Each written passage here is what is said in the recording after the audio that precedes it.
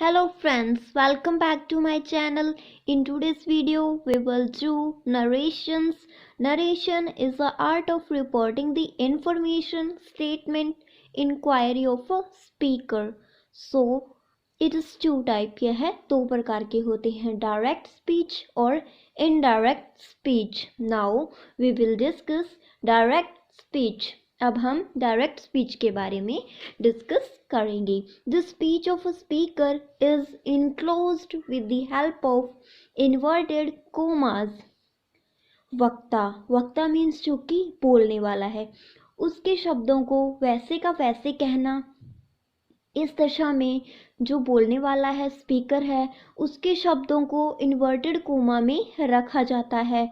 Now we will take a example. Dinesh said I can get this job. इस sentence में आप देख सकते हो कि जो I can get this job है उसे इन्वर्टेड कोमा में बंद किया गया है. सो ये क्या है? डायरेक्ट स्पीच है और इसमें स्पीकर कौन है? Dinesh. So second, indirect speech. When the same thing is narrated by another person. जब जो कि स्पीकर के जो शब्द हैं वो दूसरे व्यक्ति द्वारा कहे जाएं, उसे क्या बोलेंगे? Indirect speech. इसके लिए एग्जाम्पल लेते हैं. Dinesh said that he could get this job. ठीक है.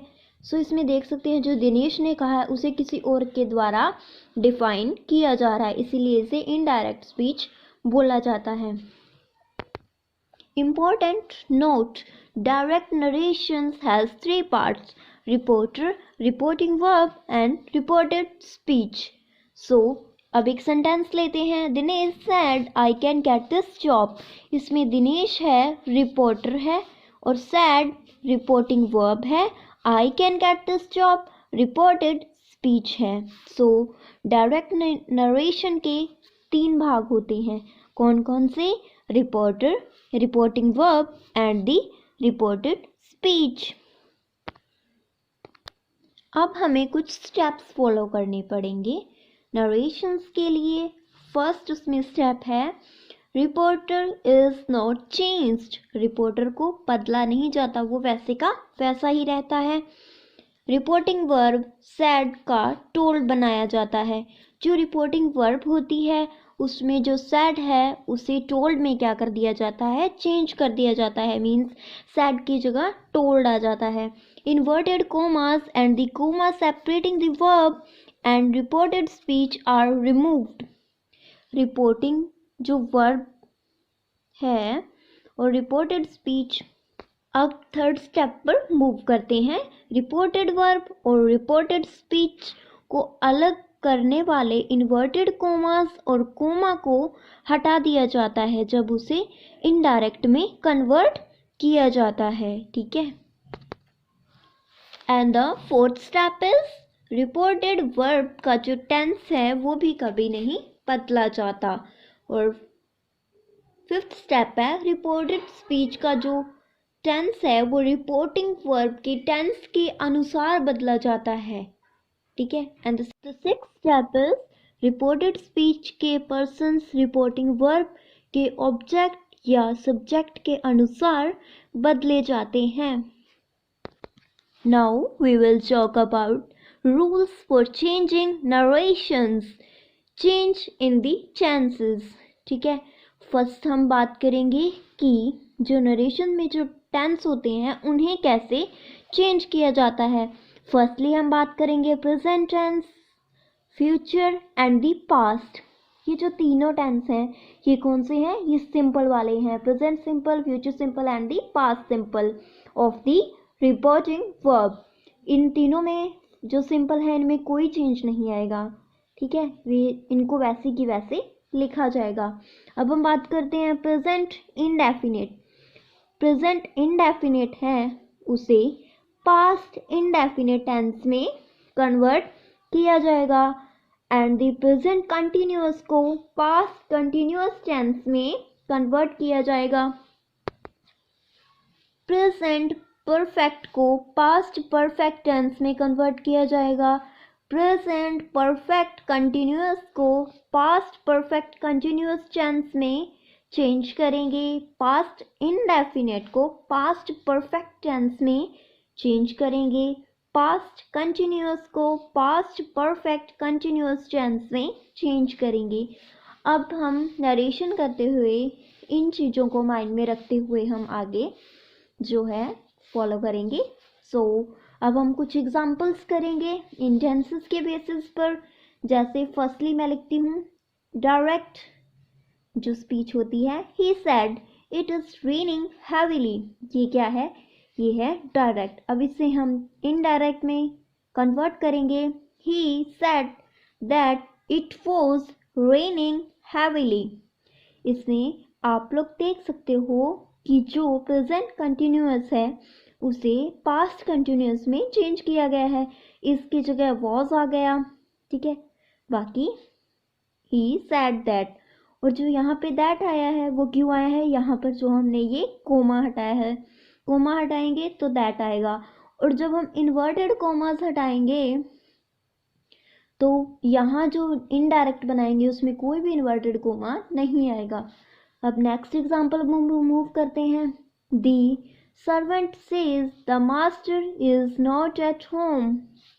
इसका इनडायरेक्ट बनाएंगे। The servant says that master is not at home. ये सिंपल था, प्रेजेंट सिंपल, सो इसमें कोई भी चेंज, टेंस में कोई भी चेंज नहीं आएगा, लेकिन कोमा जो है वो हट जाएगा, उसकी जगह दैट आ जाएगा, और इन्वर्टेड कोमास वो भी हट जाएंगे। अब नेक्स्ट एग्जांपल पर मूव करते हैं। Niman said I wrote a letter. ये है पास्ट, ठीक है, इनडायरेक्ट कैसे बनेगा? Niman said that she had written a letter. So इसमें जो पास्ट इंडेफिनिट टेंस था उसे पास्ट परफेक्ट टेंस में कन्वर्ट किया गया है। She had written past perfect, और यहाँ पर पास्ट इंडेफिनिट था, I wrote a letter. Now moving to next. Ankit said that cat was playing.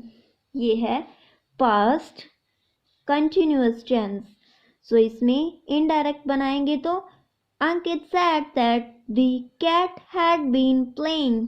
So इसमें पास्ट परफेक्ट कंटिन्यूअस का यूज करेंगे।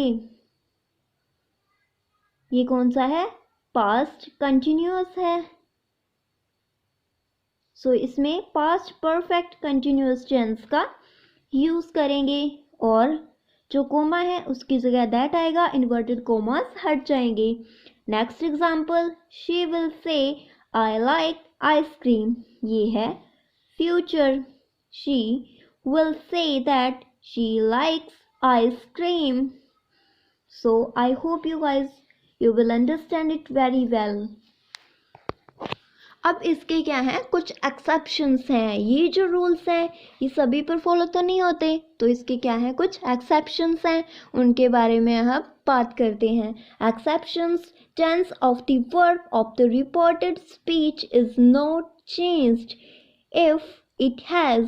जो टेंस होता है रिपोर्टेड स्पीच का वो नहीं चेंज किया जाता जब कोई प्रोवर्ब हो या सेइंग यूज़ कर रहे हो उसमें, और ऑल टाइम ट्रुथ, ठीक है। और सेकंड पे बात करेंगे, कोई हैबिचुअल एक्शन हो, मतलब जो कि हैबिचुअल हो, एंड द हिस्टोरिक फैक्ट, मतलब जो कि हिस्ट्री से रिलेटेड हो। टू थिंग्स टेकिंग प्लेस सिमिलटेनियसली, जब दो चीज़ों को एक साथ क्या हो रहा हो तब भी हम उसका टेंस है जो रिपोर्टेड स्पीच का उससे चेंज नहीं करेंगे। अगर कोई साइंटिफिक फैक्ट हो तभी भी चेंज नहीं करेंगे, अगर जियोग्राफिकल फैक्ट हो तभी भी टेंस चेंज नहीं करेंगे रिपोर्टेड स्पीच का। अब हम इसे समझने के लिए कुछ एग्जांपल्स लेते हैं। Now move on the examples. Direct, पहले हम डायरेक्ट कर रहे हैं। The old man said God is graceful. So ये क्या है, डायरेक्ट है। इनडायरेक्ट कैसे बनाएंगे, the old man said that God is graceful. यहाँ सिर्फ हम जो है कोमा हटाएंगे, कोमा की जगह दैट यूज़ करेंगे और जो इन्वर्टेड कोमाज हैं वो हटेंगे, बाकी इसमें कोई भी चेंज नहीं आएगा, ठीक है, क्योंकि ये क्या है, ये सच बोल रहा है, द ट्रुथ, जैसा कि हमने पीछे बात की है, ऑल टाइम ट्रुथ हो तो हम टेंस का चेंज नहीं करेंगे। अब next example, Raman sad I do exercise daily. ये जो है डायरेक्ट स्पीच है और इसमें हम एक बात नोटिस कर सकते हैं कि ये हैबिचुअल है, मतलब डेली हो रहा है तो हैबिचुअल है।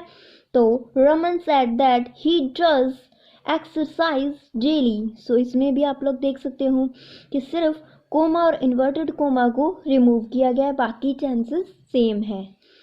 And the third example, the teacher said the sun is a star. ये भी क्या है, एक हिस्टोरिकल फैक्ट है या सो इसमें इनडायरेक्ट में कन्वर्ट करेंगे, the teacher said that the sun is a star. So tense में कोई भी चेंज नहीं आया। अब हम जितने एग्जाम्पल्स करेंगे हम उतना ही इजी और अच्छे तरीके से इनको समझ सकते हैं। एक और example, the man said some people were singing while some were dancing. So indirect कैसे बनेगा, the man said that some people were singing while some were dancing. इसमें भी टेंस में कोई चेंज नहीं किया जाएगा क्योंकि यहाँ पर दो चीज़ें हैं वो एक साथ काम कर रहे हैं, दो चीज़ें लाइक सिंगिंग भी हो रही है और डांसिंग भी हो रही है सेम टाइम पर। सो यहाँ भी हम टेंस का कोई चेंज नहीं करेंगे। अब direct, the teacher said India became a republic in 1950। ये क्या है, हिस्टोरिकल फैक्ट है। क्या है, हिस्टोरिकल फैक्ट है और हम हिस्टोरिकल फैक्ट जब भी आएगा तब हम उसमें टेंस का कोई भी चेंज नहीं करेंगे रिपोर्टेड स्पीच में। The teacher said that India became a republic in 1950। और जैसे कि हमने पीछे बात की है, the sun is a star, वह क्या है, एक साइंटिफिक फैक्ट है, तो उसके लिए भी हम जो रिपोर्टेड स्पीच का टेंस है वो चेंज नहीं करेंगे। अब हम नेक्स्ट टॉपिक पर मूव करते हैं, हाउ एडवर्ब्स और वर्ड्स इंडिकेटिंग टाइम और प्लेस आर चेंज्ड। जो कि कुछ एडवर्ब्स हैं या कोई वर्ड हैं जो कि टाइम को इंडिकेट कर रहे हैं या प्लेस को इंडिकेट कर रहे हैं, उनको कैसे चेंज किया जाएगा नरेशंस में। So let's start, word and the change. Now है, अगर हमें नाउ दिख रहा है नरेशन में तो हम उसे देन में चेंज करेंगे। दिस है तो उसे दैट में चेंज करेंगे। दीज को दोज में चेंज करेंगे। हेयर को देयर में चेंज करेंगे। हैंस को थैंस में चेंज करेंगे। अगो को बिफोर में, कम को गो। लेकिन यह हमेशा नहीं होगा, नॉट ऑलवेज। टुडे को दैट डे में, टुनाइट को दैट नाइट में। अब कुछ और वर्ड्स और प्रोवर्ब्स हैं।